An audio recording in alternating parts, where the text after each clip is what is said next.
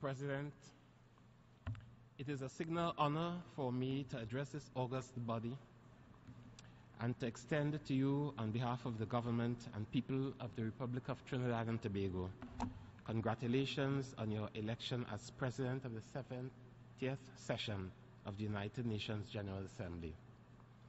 We also express our appreciation to your predecessor, His Excellency Sam Kutesa of Uganda, for the many productive initiatives that he pursued to good effect during his tenure.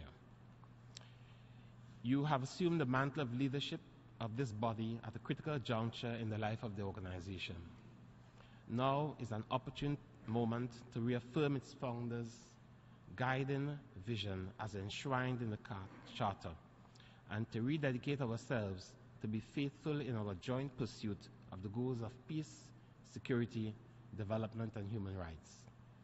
But as we assess the performance and impact of the United Nations, we must look ahead to the next phase in the life of this unique organization, given the many challenges which confront human civilization in general and the international community in particular. Consequently, Trinidad and Tobago considers the theme of this general debate, and I quote, "The UN at 70, the road ahead for peace, security, and human rights," to be both most fitting and timely. Mr. President, a few days ago in this very hall, member states adopted the 2030 Agenda for Sustainable Development, the overarching framework which will guide global development for the next 15 years. Trinidad and Tobago echoes the words of the Secretary General that the 2030 Sustainable Development Agenda encompasses a universal, transformative, and integrated agenda that heralds an historic turning point for our world. The adoption of this landmark agreement is testament to the triumph and indeed the power and the possibilities of multilateralism, especially as it emphasizes a people's agenda, with the promise of leaving no one behind. This ambitious and inclusive agenda must not be lost in lofty rhetoric. The United Nations has as its main purposes to maintain international peace and security, to promote and protect human rights, and to effectively address pressing international economic and social issues such as development through international cooperation. Although in the aftermath of World War II, the United Nations has succeeded in preventing another global war, peace still remains elusive in some parts of the world. Conflicts and tensions adversely affect countries and regions well beyond their immediate place of origin, whether through forced migration, disruption of basic public services such as health, education, and sanitation, or through rendering impossible the normal conduct of business activity. Mr. President, Trinidad and Tobago is a strong advocate for the reform of the Security Council to better enable this body to respond to the various security and other challenges which currently confront the international community. This especially so with regard to the fact that in the contemporary world, warfare is no longer the exclusive preserve of nation states. Other actors with pernicious designs have acquired the capability to threaten states and to carry out dastardly deeds calculated to intimidate and continue to pose serious threats to international peace and security. The United Nations must therefore respond with alacrity to these threats in a manner which is acceptable to all member states. This is achievable if the Security Council is reformed to genuinely reflect the diversity that today characterizes and embodies the United Nations.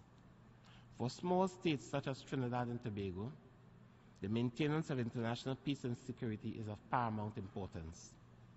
We are keenly aware that our prospects for achieving sustainable development are inextricably linked to the safety and security of our people. However, our ability to provide such safety and security is increasingly being stretched, given that Trinidad and Tobago is located in a region heavily impacted by the trafficking of small arms and light weapons, as well as its attendant ills. This illicit trade is transboundary in nature and is largely associated with the drug trade and its international criminal networks.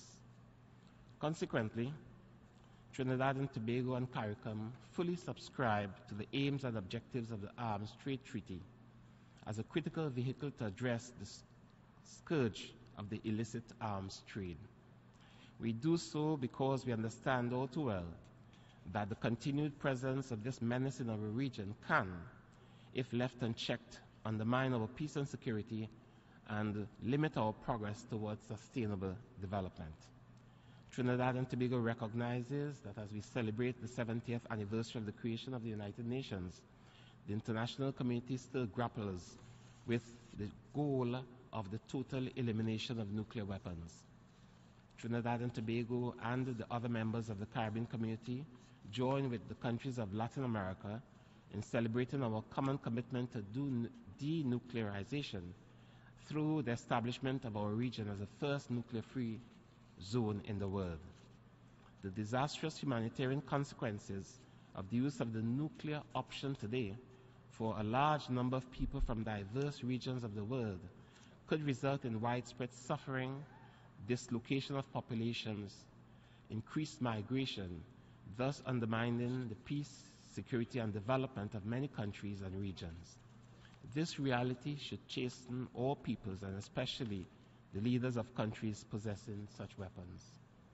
Accordingly, we welcome the nuclear deal negotiated by the United States, its partners, and the Islamic Republic of Iran. We wish to congratulate all the parties involved for the tenacity and patience they demonstrated in that complex and demanding process, and challenge both sides to honor their commitments. Mr. President, the 2030 Development Agenda would not be fully implemented if the most vulnerable members of our societies, that is, women, children, persons with disabilities, and indigenous peoples, are not placed at the very center of the development paradigm. Regrettably, in some parts of the world, women and children continue to be denied fundamental human rights and freedoms, receive less pay for equal work as men, and are systematically prevented from obtaining an education, all of which hinder their ability to participate in the sustainable development of their countries. Mr. President, since its independence in 1962, Trinidad and Tobago has enacted several laws and administrative and other measures to promote and strengthen the general well-being of women and girls in society. On the international plane, we have committed to the full and effective implementation of our obligations under the Convention on the Elimination of All Forms of Discrimination Against Women and the Convention on the Rights of the Child. Additionally, recognizing the progressive contribution of women to peace and development, Trinidad and Tobago has introduced and has been the main sponsor of the United Nations General Assembly resolution on women, disarmament, non-proliferation, and arms control since the year 2010. Mr. President, our commitment to the safety and security of our citizens remain undiminished. As we move forward, it is the intention of the government of Trinidad and Tobago to adopt a whole-of-government approach to national security, in which all ministries and national agencies will share responsibility and will be accountable for the safety of the state.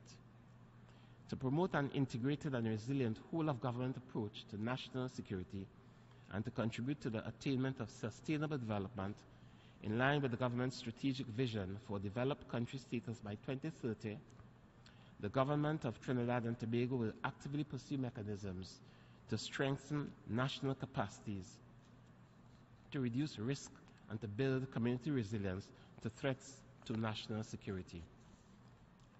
Mr. President, while time would not allow for a thorough review of our strategy, permit me to share with you some of the measures targeted for implementation. Development of an adaptable defense and security posture to ensure that the traditional role of the military is integrated with the new roles to ensure the security of the state. Establishment of a joint border protection agency, adoption of an intelligence-led national security architecture, and enhancement of our disaster risk management capability policy. Mr. President, the international community now accepts that climate change is a threat to our very existence.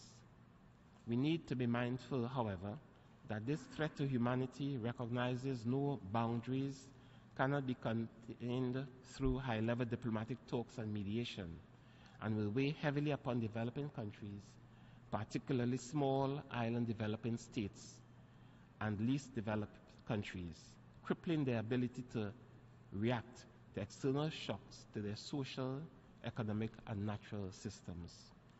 Like many other small island developing states, Trinidad and Tobago is at high risk of being severely affected by the devastating effects of climate change, and has therefore made mitigation measures a national priority within the practical constraints of its limited financial capability.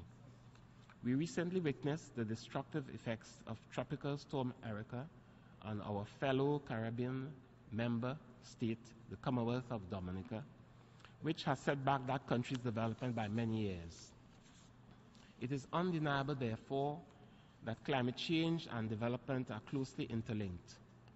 Recognizing the need for bold and responsible action on the part of all governments, albeit on the basis of common but differentiated responsibility, Trinidad and Tobago has adopted a proactive posture and has submitted its intended nationally determined contributions to the United Nations Framework Convention on Climate Change ahead of the 2015 Paris Climate Conference. It is our expectation, in conformity with that of the Caribbean community, that any credible agreement from the Paris Climate Change Conference must set the world on a path to decarbonization of the global economy before the end of this century. In order to achieve this, the agreement must be legally binding and contain provisions on mitigation, adaptation, finance, transparency, and compliance, which would ensure that the increase in average global temperatures can be limited to less than 1.5 degrees Celsius above pre-industrial levels. An ambitious agreement in Paris is therefore also an imperative for the maintenance of international peace and security in the medium to long term. Trinidad and Tobago is committed to work with all states to achieve a new legally binding balanced framework for global cooperation on climate change at COP21. Mr. President, in the area of governance of the oceans, it is well established in international law that utilization of resources of any kind beyond the areas of national jurisdiction must be consistent with the principles under the United Nations Convention on the Law of the Sea. In this regard, Trinidad and Tobago looks forward to active participation by all states in the preparatory committee on the development of an international legally binding instrument on the conservation and sustainable use of marine biological diversity beyond areas of national jurisdiction for the benefit of all humanity. Mr. President, the quest for economic and social justice for many cannot be divorced from the fervent desire of all peoples to live in freedom and without fear of persecution. In this regard, the growing religious and ethnic diversity of our societies highlights the ever-present need for mutual respect and appreciation for the value of diversity that today is a defining characteristic of many countries and communities. Lack of such tolerance and respect for human rights and human diversity has fueled once again in our lifetime the horrific crimes of genocide, crimes against humanity, war crimes, and crimes of aggression. With a view to ensuring accountability for those accused of committing such crimes, and in order to act as a deterrent to would-be perpetrators, the international community established the International Criminal Court. Trinidad and Tobago calls upon all states which have not as yet done so to support the court, the ICC. Mr. President, we applaud the initiation of steps towards full rapprochement between the United States and Cuba, which has so far, among other things, been exemplified through the re-establishment of diplomatic relations between the two states, thus reducing tensions in our hemisphere. Trinidad and Tobago hopes that sooner rather than later, this process would mature with the lifting of the anachronistic economic embargo and blockade that for too long has undermined the economic development of Cuba. While we are very much encouraged by the easing of tensions in the Northern Caribbean with the resumption of dialogue between the U.S. and Cuba, we are concerned by the recent developments surrounding the protracted border controversy between our neighbors, Venezuela and Guyana. Trinidad and Tobago remains convinced that this controversy should be settled by pacific means in keeping with the Charter of the UN. At the same time, Trinidad and Tobago reiterates the position of the Caribbean community on the matter concerning citizens of the Dominican Republic of Haitian ancestry and calls on the Dominican Republic to ensure that the human rights of these citizens do not continue to be infringed and are honored in accordance with international law. Once again, the failure to find a permanent solution to the Israeli-Palestinian conflict remains of deep concern to Trinidad and Tobago. This situation affects the ability of both sides to live in peace and security and also impinges on the right of the Palestinians to self-determination. It is our hope that both sides would work together with others in resolving this decades-old problem, resulting in the establishment of a Palestinian state with clearly defined borders, coexisting in peace and security alongside the State of Israel. The United Nations must adapt to the ever-changing geopolitical environment as well as the emerging economic and social landscape. Trinidad and Tobago, therefore, emphasizes the imperative to move with greater alacrity on the question of the revitalization of the General Assembly in order to ensure the effective execution of its mandate. The General Assembly is the only institution or grouping of states which possesses the inclusiveness and indeed the legitimacy to act on behalf of the international community. We must therefore spare no effort to make it a more effective and dynamic instrument in the service of all the peoples of the world, elevating none above others and respecting and defining the rights of all. Trinidad and Tobago commits to continue to play its part at the regional and global levels to ensure that we avoid the pitfalls experienced by the United Nations. We will work faithfully with others to build on the tremendous progress made by this institution over the 7 decades of its life in order to bring about a greater commitment by all states to peace, security, and human rights for all peoples of the world so that they may live in larger freedom and continuing prosperity. I would like to thank you very much, Mr. President.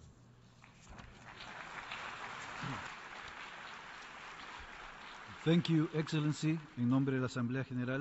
On behalf of the General Assembly, I thank the Minister for Foreign and Caribbean Community Affairs of Trinidad and Tobago. Thank you very much indeed.